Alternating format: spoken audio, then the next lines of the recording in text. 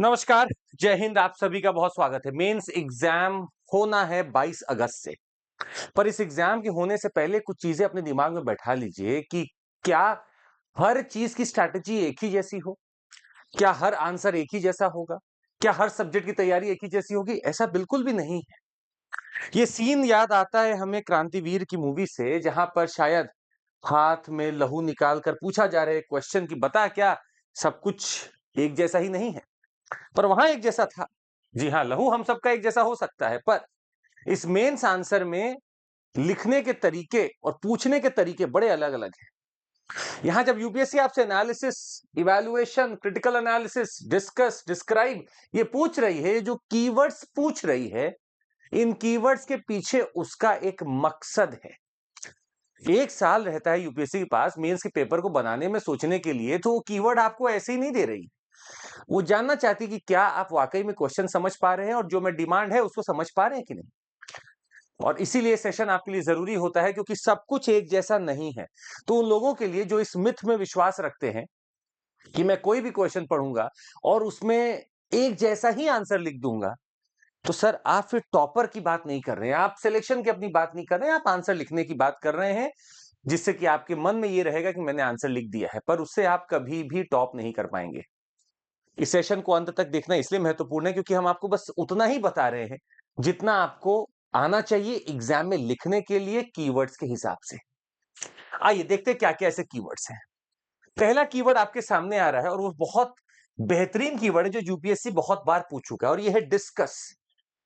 याद रखिएगा, डिस्कस अगर आपसे कभी भी पूछा जाए तो डिस्कस को एक चीज में अगर हम इसको समराइज करें, it is the biggest paper debate. क्योंकि आपको पेपर पे लिखना है, तो ये एक बहुत बड़ा पेपर डिबेट है। इसका मतलब इसके पॉजिटिव भी कुछ हो सकते हैं, इसके कुछ प्रोज भी हो सकते हैं, इससे कुछ निगेटिव भी हो सकते हैं और कुछ कॉन्स भी हो सकते हैं। दोनों चीज होगी उस टॉपिक के।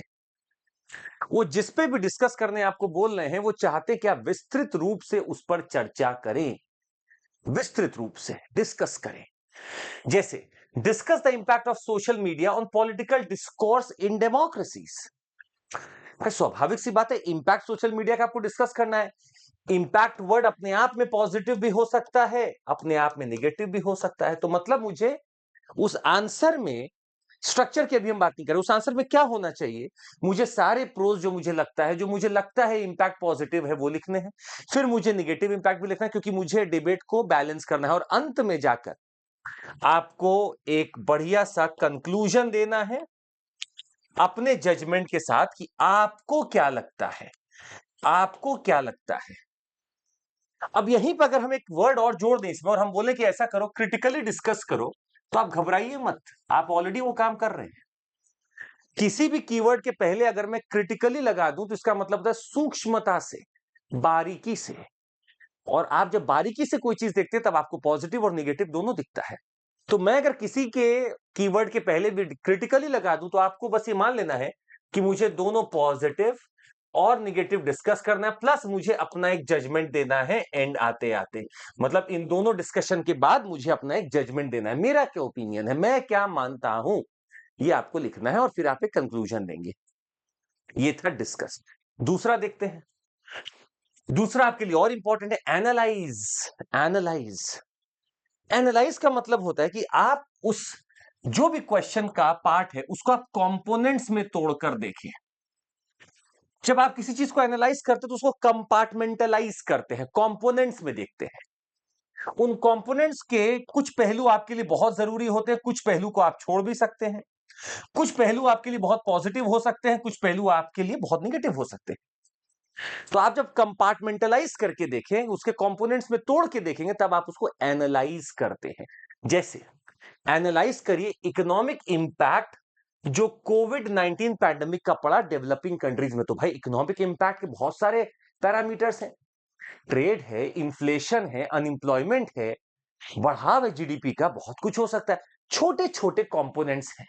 तो एनालाइज वो अगर आपसे पूछते हैं तो वो जरूर आपसे छोटे छोटे कंपोनेंट्स के बारे में जिक्र करना चाहते हैं कि आप जिक्र करें। मैं इसी के पहले अगर एक वर्ड लगा दूं क्रिटिकली, तो आप बिल्कुल परेशान मत होइए, क्योंकि आपको जवाब पता है। मैं हर एक कंपोनेंट को जब खोलूंगा, भाई मैंने जीडीपी इंपैक्ट दिखाया, पॉजिटिव निगेटिव, हालांकि वहां निगेटिव ही होगा। मैं ट्रेड इंपैक्ट दिखाऊंगा, मैं रेजिलियंस दिखाऊंगा, तो मुझे पॉजिटिव निगेटिव दोनों दिखाना होगा कंपोनेंट्स का।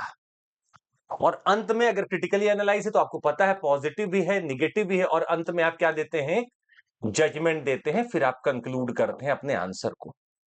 तो यूपीएससी जब आपसे पूछ रहा है तो वो कुछ सोच कर पूछ रहा है। यही चीज अगर वो एग्जामिन करने आपसे पूछ ले, अब आप डॉक्टर के पास जाते हैं, डॉक्टर आपको एग्जामिन करता है। एग्जामिन का मतलब है कि वो आपको ऊपर सतह से बस नहीं देखता है, टेस्ट कराता है, आपके एग्जामिनेशंस को करता है। इसका मतलब है जो चीज आपसे पूछी जा रही है उसके अंदर आपको बेहतरीन तरीके से डेप्थ में घुस जाना है। तो आपको यहां पे क्या करना है, इन डेप्थ टेस्ट है ये आपका। आपको इन डेप्थ जाकर एक टेस्ट देना है, और इन डेप्थ टेस्ट से क्या फायदा है, आपको तब पता चलेगा कि क्या दिक्कत है। जैसे मुझे बुखार है, आप नॉर्मली बोलोगे बुखार है, पर डॉक्टर कुछ और नाम देगा कि इसको ये सिस हो रखा है। So examine the effectiveness of poverty alleviation programs in India. Now, see, very effective question it is. आपको एग्जामिन करना है कि कितना इफेक्टिव है पॉवर्टी एलिवेशन प्रोग्राम भारत में। तो आपको पॉवर्टी एलिवेशन प्रोग्राम्स पता होने चाहिए, और उसको उसको जब आप एग्जामिन करेंगे तो पता चलेगा, अच्छा इतने लोग पॉवर्टी से बाहर आए, इतने लोग आज भी पॉवर्टी में हैं। आप एग्जामिन कर रहे हैं, इतने लोग बाहर आए तो क्यों आए, क्या मल्टी डायमेंशनल पॉवर्टी है, क्या ये फूड ग्रेन दे पा रहा है, क्या ये फूड सिक्योरिटी दे पा रहा है, ये सारा चीज आप डिस्कस करेंगे। इसीलिए यहां वर्ड एग्जामिन पूछा गया। और अगर मैं उसके पहले क्रिटिकली लगा दूं तो भाई फिर से पॉजिटिव, और फिर से एक निगेटिव, और फिर आपका जजमेंट। मतलब मुझे, मेरे हाथ में है ये कि मैं थोड़ा पॉजिटिव पहले लिखूंगा, फिर थोड़ा निगेटिव लिखूंगा, फिर जजमेंट लिखूंगा। हाँ, इन सारी चीजों में अभी तक आपको वर्ड लिमिट फॉलो करनी है। 150 नंबर तो 150 लिमिट, 150 लिमिट तक है, नंबर नहीं, सॉरी 10 नंबर। अगर आपका 15 नंबर का है तो आपका ये 250 लिमिट होती है वर्ड की। और इसको देखने का भी तरीका है जो हम आपको बताएंगे थोड़ी देर में। अगला आपसे वो इवैल्यूएट पूछे और क्रिटिकली इवैल्यूएट पूछे तो समझ भाई, इवैल्यूएशन का मतलब है असेसमेंट, किस हद तक ये अच्छा काम किया, किस हद तक ये बुरा काम किया। भाई इवैल्यूएट करिए इसको, इवैल्यूएट करिए कि अपने आप को कि आप कितना पढ़ाई किए। तो आप कैसे इवैल्यूएट करते हैं, अच्छा मैंने ये पढ़ लिया, ये पढ़ लिया, ये बाकी है, वही चीज आपको करनी है। तो इवैल्यूएशन का मतलब आपका एक रिपोर्ट कार्ड हो गया, आपका एक रिपोर्ट कार्ड हो गया, आपका एक असेसमेंट हो गया। और किस आधार पे आप अपना रिपोर्ट कार्ड बनाते हैं, सर आपका स्टेटस आपको पता होना चाहिए, आपके पास कुछ फैक्ट्स हो, कुछ डेटा हो, तभी तो आप अच्छा कर पाएंगे।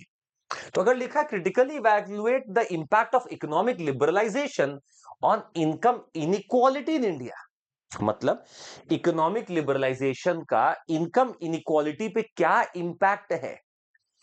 अब ये इंपैक्ट भाई आप इवैल्यूएट कर रहे हैं तो हो सकता है बेहतरीन इंपैक्ट पड़ा है, हमारे यहां इकोनॉमिक इनइक्वालिटी कम होती जा रही है। पर तुरंत दूसरी जगह आप ये भी लिख सकते हैं, नहीं बढ़ भी रही है, लिबरलाइजेशन से रिच रिच बन रहे, पुअर पुअर बन रहे। मेरे पास दोनों ऑप्शन है, आपको चुनना है कि क्वेश्चन क्या पूछा है। क्रिटिकली पूछा है तो मुझे दोनों ही लिखना है। तो याद रखिएगा, इवैल्यूएशन में एक असेसमेंट है। ज्यादातर ये क्वेश्चन जो इवैल्यूएशन का आता है वो स्कीम्स पे आता है, वो किसी ना किसी इवेंट पे आता है। इवैल्यूएट करिए, तो इसका मतलब उस पे आपको फोकस करना है, फोर्स देना है कि इसके क्या फायदे हैं, क्या नुकसान है, आपको इसके ऊपर सोचना है। अच्छा, ये तो इवैल्यूएशन हो गया। और देखते हैं कमेंट जस्टिफाई, आजकल अधिकतर ये लोग यही पूछ रहे हैं, कमेंट जस्टिफाई। देखिए एक बात तय है, आप कमेंट करना तो हम लोग बचपन से ही सीखे हुए हैं, हम लोग मेट्रो में भी चलते हैं तो लोग ना कुछ कमेंट पास कर रहे होते हैं।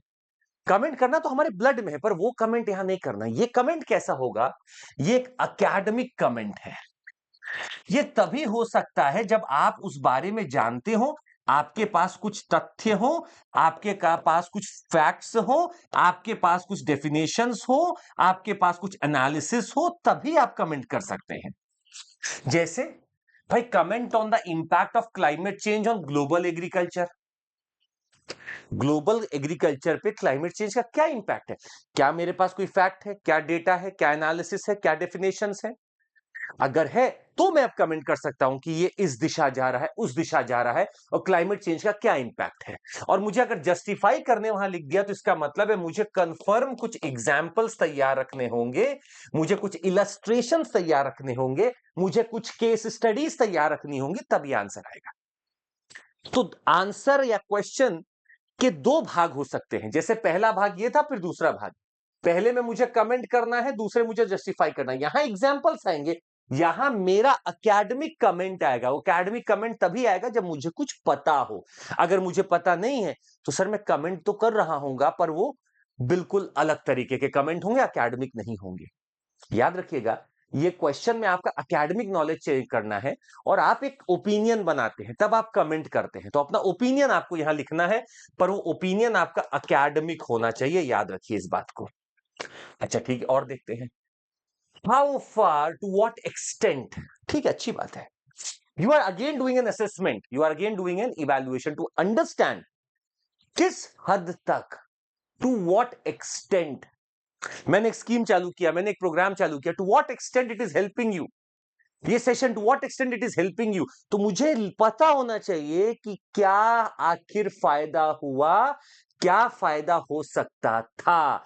तो मतलब इवैल्यूएशन हो या असेसमेंट हो या फिर हाउ फार की बात हो, एक चीज याद रखिएगा, आपको पता होना चाहिए कि पोटेंशियल क्या हो सकता है उसका और रियलिटी क्या है। पोटेंशियल क्या हो सकता है और रियलिटी क्या है। टू व्हाट एक्सटेंट, जैसे कि to what extent has technology transform the landscape of education in India. Wow भाई, आज हमारे पास ऑनलाइन, मैसिव ऑनलाइन कोर्सेज चलते हैं।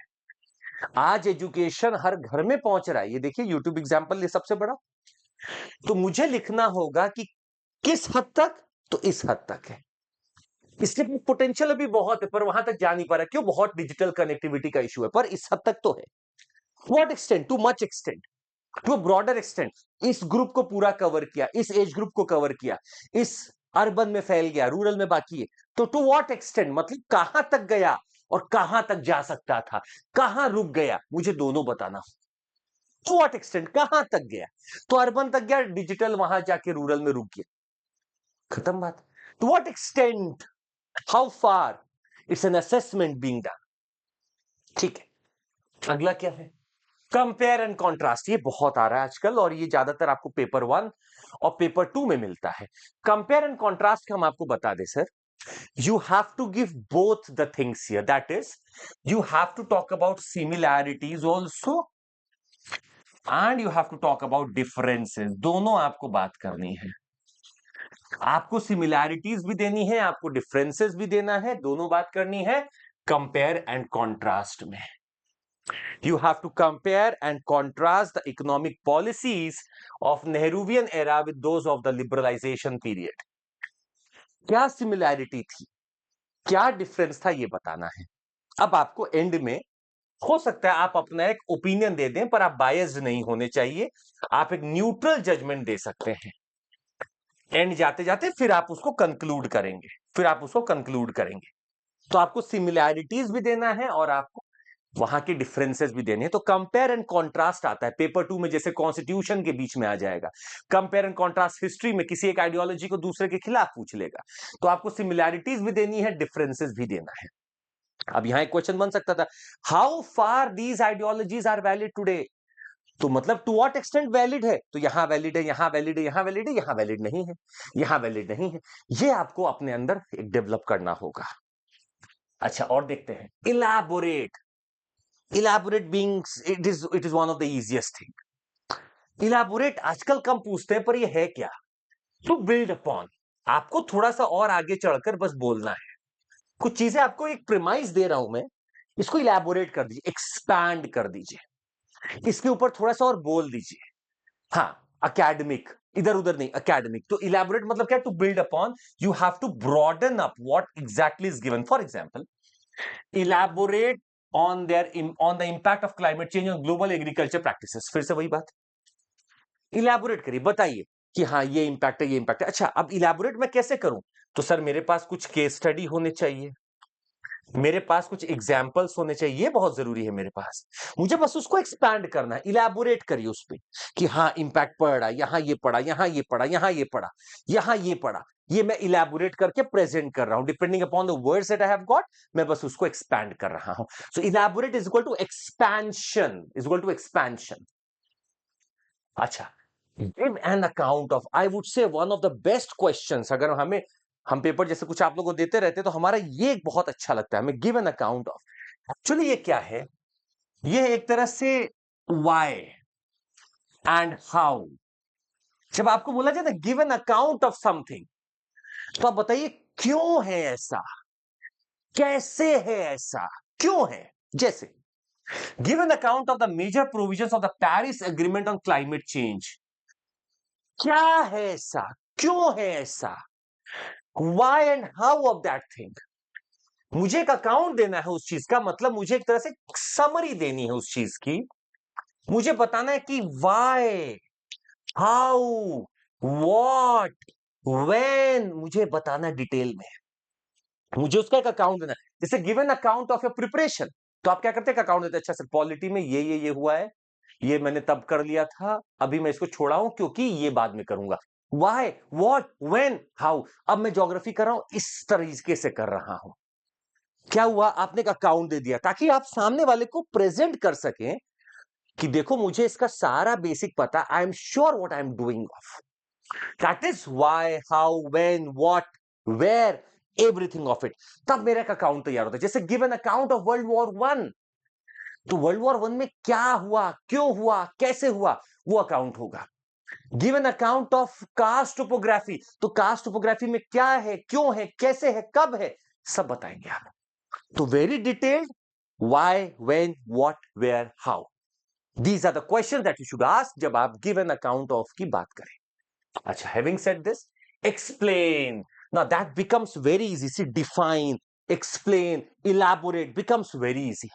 जब हम explain का बात करें तो आप याद रखिएगा, मुझे कुछ definitions यहां पर लिखनी पड़ सकती हैं, मुझे इसको expand करना है, मुझे यहां पर केस देने हैं, केस स्टडीज देनी है, मुझे सामने वाले को प्रूव करना है, एक्सप्लेन करना है कि देखो ये क्या है। जैसे explain the concept of judicial review in the Indian Constitution. What is the concept of judicial review? क्या है प्लस, क्यों है प्लस, इसलिए है, इसका केस स्टडी, एग्जाम्पल, केसेस, ये है मेरा the scope of judicial review. मैं उसको एक्सप्लेन कर रहा हूं सामने वाले को, देखो ये है मेरा स्कोप। तो मैं यहां पर क्या कर रहा हूं, elaborate case study definition, scope बता रहा हूं, ये इसका स्कोप है। That is explaining to him this. जैसे आप बोलते ना एक्सप्लेन फोटोसिंथेसिस, ये है, इसलिए है, इसका स्कोप ये है, इससे फूड आ रहा है, मैं उसको एक बच्चे की तरह समझाता हूं। That is explanation part. You have to let the examiner know कि आप जब एक्सप्लेन करते तो ये सारी चीजें उसमें आती हैं। Getting the point. अच्छा, illustrate, now please remember, may be illustrate होगा, मे बी एल्यूसिडेट होगा। एक चीज आपको यहां पर याद रखनी है, you have to throw light upon. Illustrate करिए, एल्यूसिडेट करिए, you have to throw light upon. How do you throw light upon something? examples, happenings, events, case studies, laws, whatever in the real world you can have. तो क्या हुआ, illustrate, elucidate का मतलब prove करिए, example दीजिए भर भर के। जैसे illustrate the role of women in the Indian independence movement. What were the organizations by women? कहां कहां वो लड़ी, कैसे कैसे वो लड़ी, क्या इवेंट्स थे, क्या नाम है आपके पास? I need examples, I want to throw light upon that. That is illustrate और एल्यूसिडेट। इलस्ट्रेट और एल्यूसिडेट, ये दो वर्ड बड़े इंपॉर्टेंट है सर, और आपको यहां एग्जाम्पल्स दिए बिना काम नहीं होगा। एसएस, हमने आपको बताया एसएस क्या है, एक तरह का इवैल्यूएशन है, जहां पर आप किस हद तक की बात करते हैं। जैसे assess the role of education in fostering social equality in contemporary societies. किस हद तक एसेस करिए, यहां तक एजुकेशन ये कर रहा है, यहां तक ये कर रहा है, इसके बाद ये नहीं कर रहा है। That is called as assessment, evaluation, assessment. To what extent, how far, ये सब एक कैटेगरी के हैं। तो to what extent, how far, assessment, evaluation एक कैटेगरी, एक्सप्लेन, एल्यूसिडेट, इलस्ट्रेट एक कैटेगरी, बाकी डिस्कस, एग्जामिन हमने आपको अलग से बताया। Demonstrate, again you have to prove something, you have to show me something, you have to prove it via examples. भाई paper पे आप कैसे प्रूव करोगे? तो that again means I need to have examples. जैसे demonstrate the application of the principles of natural justice in administrative decision making. कैसे application आप demonstrate कर सकते हैं कि कैसे नेचुरल जस्टिस डिसीजन मेकिंग में लगता है। नेशनल ग्रीन ट्रिब्यूनल को याद करिए, कुछ ऐसे ट्रिब्यूनल्स को याद करिए जहां नेचुरल जस्टिस का प्रिंसिपल चल रहा है। हो गया, जहां पर आपके एक टेक्निकल चीज को छोड़कर आप नॉर्मली जाना चाहते हैं, वो है मेरा principle of natural justice. Demonstrate करिए यहां हो रहा है, देखिए ऐसा है, ये फायदा है, ये केस है, ये एग्जांपल है, I need to prove it by examples, that's demonstration. मैं आपको डिमॉन्स्ट्रेशन दे रहा हूं कि देखो ये है नेचुरल जस्टिस, ये है, मैं लॉ नहीं देख रहा हूं, मैं एविडेंस नहीं मान रहा हूं, ये है नेचुरल जस्टिस, मेरे गट का फीलिंग है, that's natural justice and the demonstration of it. चलिए, that would be all keywords that you get in the examination. हाँ, इसको एक बार फिर से देखिएगा और सोच समझकर आंसर लिखिएगा, क्योंकि आपके नंबर्स आपके हर एक वर्ड पे डिपेंडेंट है, तो वर्ड्स को वेस्ट मत करिएगा। Mains is all about not wasting your words but investing in it. आज इसी के साथ हम अभी समाप्त करते हैं सेशन को, पर हम आपके सामने और बहुत चीजें लेकर आएंगे मेंस के लिए। लाइव आंसर राइटिंग करेंगे हम आपके साथ। 17,999 में पूरा कोर्स है, प्लस 12 महीने तक का एक्सटेंशन। सीएमसी कोड लगाइए और जुड़ जाइए, याद रखिएगा सीएमसी कोड।